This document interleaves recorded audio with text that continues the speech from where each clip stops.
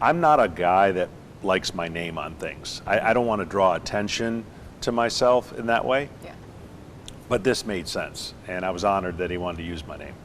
Jeff always gets pretty emotional whenever, about it. Just hearing him talk about it obviously brings up a lot of emotions for you. But, this is, like we had mentioned, a long time coming, a project, a vision, a passion that you have had. Sure. And so now that it's starting to come even more to fruition and really, you're not too far away from putting the shovel in the ground, as you like to say, how are you, feeling as this progresses and keeps progressing forward?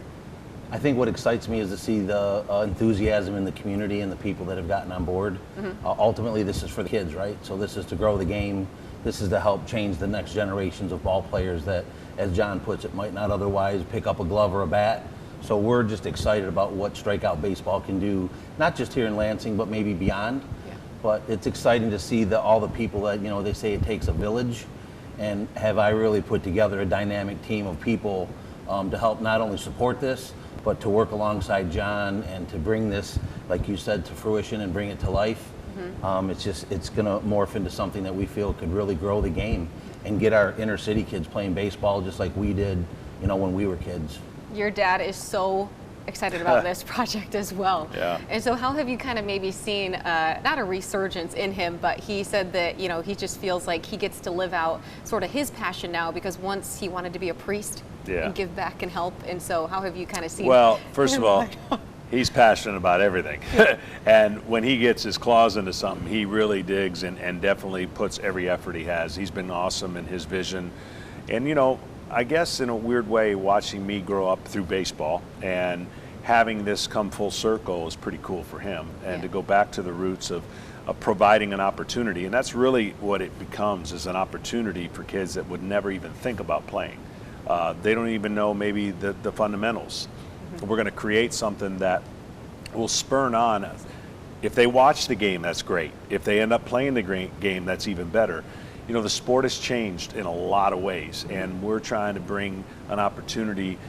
When you think of baseball, it's complicated, it's expensive, it's competitive, it's high level, and kids just can't play pickup baseball anymore. It's just not opportunities in space. This is an opportunity as a version of like pickup basketball. You can do one-on-one in basketball. You can't really do that in baseball, but you can here. Right. You can do 2-on-2, 3-on-3, and all the way up to 5-on-5. So taking pressure off the parents of trying to provide opportunities that they may not create for them. This is going to be great, and I'm excited about the future of it as well, because baseball is what I grew up, becoming known for, and I kind of can relive it in an awesome way.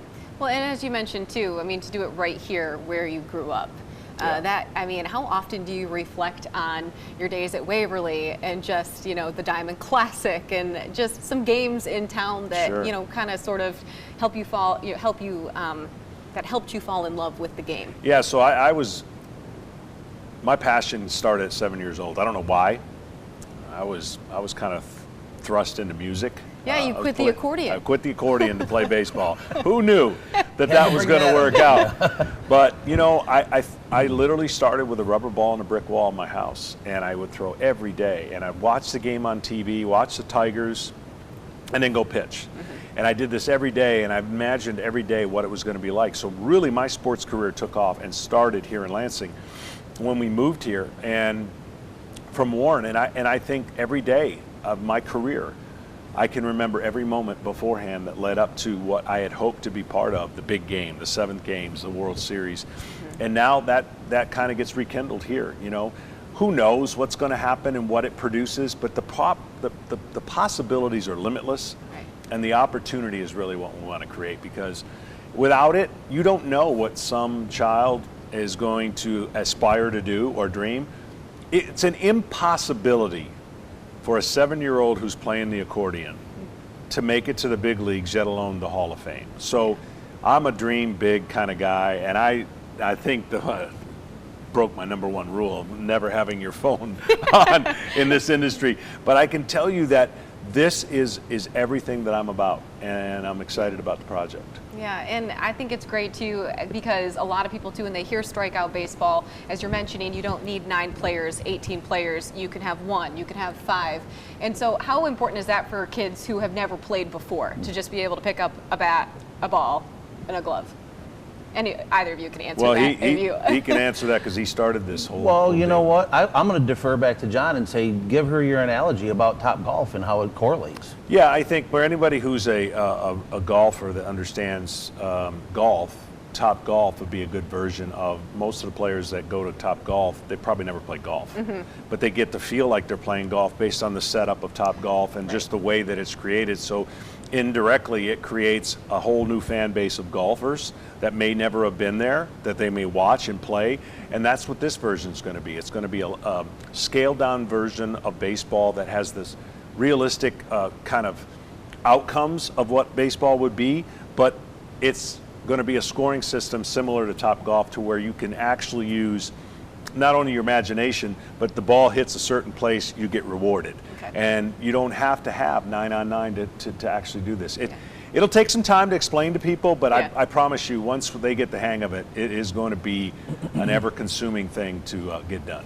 It'll be like pickleball, maybe, in a way. I mean, that's really generated a lot of buzz as of late. No, it was just a similar scenario in a sense. But anybody, because you were mentioning too that, older people can play as well. It doesn't have to be. His dad originated the thought of having some senior leagues, and you don't have to run bases. So you're actually still pitching and hitting and fielding. So that's kind of inspiring as well, to think of older folks that could come out and actually play strikeout baseball inside of the facility.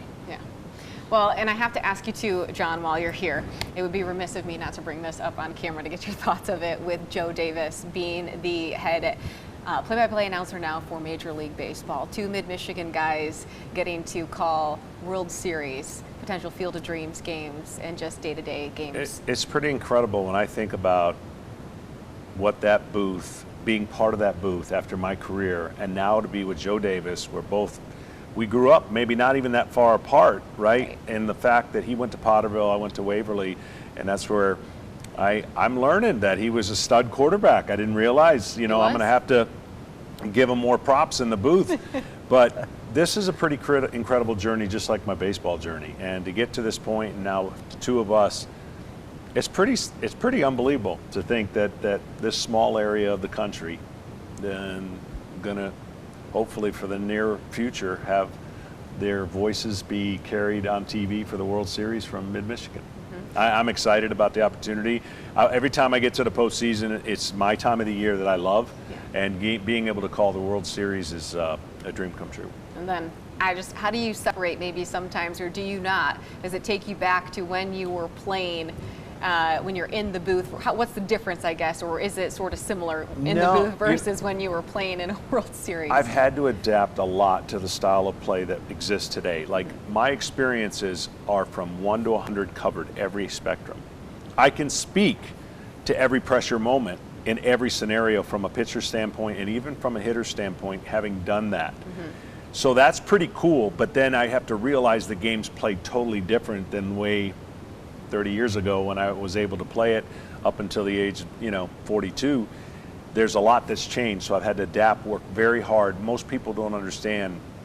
It takes me 5 hours a day to get ready for a game, prepping and finding out what the nuances of all the information. So it's a lot of work, but it's a lot of fun. Once you get in the series, you kind of follow the series. And this last year was the hardest job I've ever had to do because of the obvious, with the Atlanta Braves being in there. Everybody knew I was an Atlanta Brave player.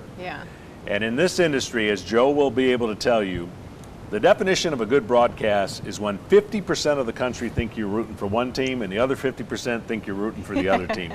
Because somewhere down the line, they think you're rooting for somebody, and we're really not. We're calling the game at a national level.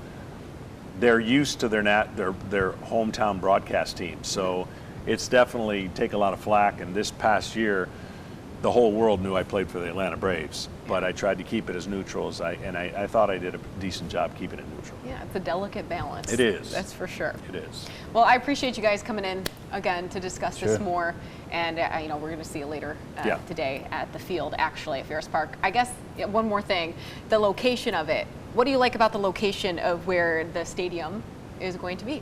I think it's a location that accesses the community and the greatest needs of an opportunity, right? Because you could put, well, not anywhere, you got to have land to put it in, but I think what it does is it really serves the community of this type of kids that maybe never got exposed to or didn't have an opportunity to play baseball. Yeah. And I think it's a perfect fit. I think the proximity to the Capitol and to where the Lugnuts play, I think it really ends up becoming, sometimes you don't, your direction of where you go, you find out that that's the perfect place, and this may end up being the perfect place. And the turf, final question, sorry. The turf is going to be from the same turf as 4 major league ballparks across the country. What are those ballparks? Well, do you know? You got Arizona. Okay. The former company of mine that is now Shaw Industries put in Arizona and Texas. Okay. And Tampa Bay, and I'm drawing a blank on the fourth, but the surface is going to be fantastic because that's a big part of baseball. If you can play on a good surface and you get a good bounce and everything works and you don't have to constantly be working the field to get them out there, there is no way, unless short of a monsoon, that you won't be able to play on this field once it stops raining.